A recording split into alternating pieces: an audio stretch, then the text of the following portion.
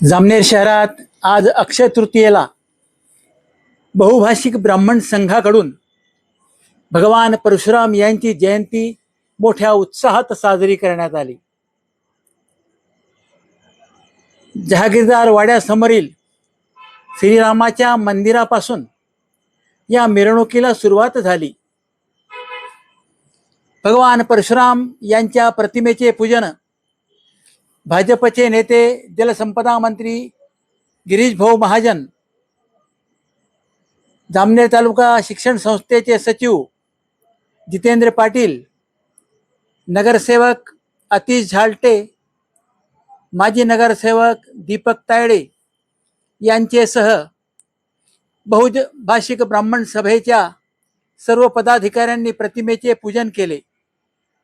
प्रतिमा पूजनानंतर सजविलेल्या ट्रॅक्टरवर भगवान परशुराम यांची भव्य अशी प्रतिमा ठेवून ही सवाद्य मिरवणूक नगारखाना, माळी गल्ली, गांधी चौकातून जैन ओसवाल भागीरथीबाई वाचनालयाच्या मंगल कार्यालयात पोहोचली.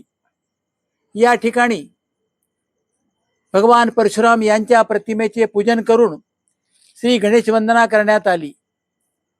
मिरवणूक मार्गावर असलेल्या सर्वच मंदिरात बहुभाषिक ब्राह्मण सभेच्या पदाधिकाऱ्यांनी त्या मंदिरातील देवतांचे पूजन करून त्यांना पुष्पहार अर्पण केला.